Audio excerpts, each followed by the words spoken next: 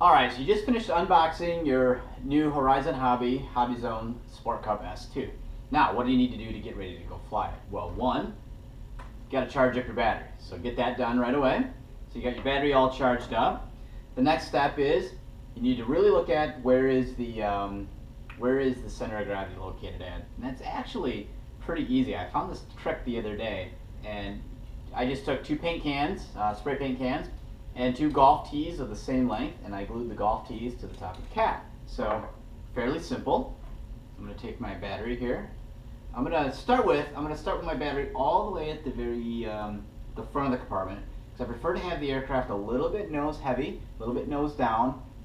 I figure that's a safer attitude than having it tail heavy, in which the aircraft wants to go into a stall condition on takeoff and ends up going in the ground. Better to err on the side of caution, be a little extra nose heavy. And for my luck, so far what I've seen is these airplanes seem to be actually a little tail heavy, at least the ones I seem to get. So, alright, I got my battery in here. There's nothing else to add to the airplane. So, what I'm going to do now is I'm going to go ahead and set these paint cans up here. And on the bottom of the aircraft, you'll see the spar is actually exposed inside some clear tape here, and that's what we're going to use for the center of gravity.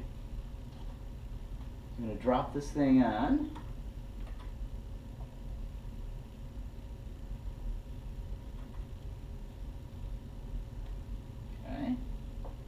And we got one side on the spar. This side I got to move out a little bit because it's on the servo. Alright, we'll just let it kind of balance itself out a little bit. We'll take a look here. And to do this, to really kind of look at it correctly, you want to look at it from the side. So I'll actually turn this in a few seconds here so you can see. You can kind of let the aircraft settle down, and what you're looking for is to make sure that the horizontal stabilizer is actually horizontal. It's parallel to the ground surface. And from what I can see right now, it looks like it's actually tipped back a little tail heavy. So I'm going to try to rotate this thing sideways, keeping it balanced. I got to adjust this just a little bit here. Make sure that you're sitting. That tape is actually very slippery on the wing spar, and so it actually wants to kind of slide off if it's a little tail heavy or nose heavy. So check the front. Make sure I'm not touching the servo. I'm clear. And as you can see, the horizontal stabilizer is actually pointing at an up angle, which tells me that the aircraft is actually a little tail heavy. So what I'll end up doing now is actually just adding bits of weight to the front until I can figure out how to center the aircraft, and then I'll either find a way to make sure I secure that weight to the nose permanently, so the aircraft is always going to be set up with the proper center of gravity. So once that is done, next comes up is the bind operation. And to bind this aircraft, you first plug in the battery.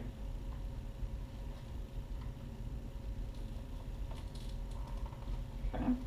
Battery is plugged in, and we have a red flashing light inside. You actually look through the cowl, and you can see that. Okay. Unfortunately, this aircraft is actually already bound. I bound it earlier today, but this is for reference only. You pull down the bind switch on your DX4e, and you power on. After a few minutes, you'll see that the light turns red on the inside, turns solid. That indicates that everything has been bound properly. Now, usually you have to step away from the aircraft maybe 5 or 6 feet, but also keep it away from metal objects. I actually had a metal can sitting on my desk earlier when I was trying to bind, and it would not bind. So I moved it out into the driveway, stepped about 5 feet away, bound up the first time, no problem. So everything should be bound up right now.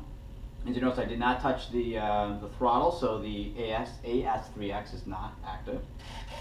And I'll check to make sure all the control surfaces do indeed move. Now once that is done, then I'll be able to go through and I'll check to make sure that the ailerons are lined up with the wing.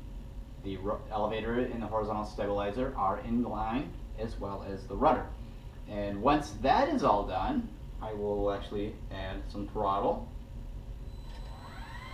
Oh, and we're already off and running.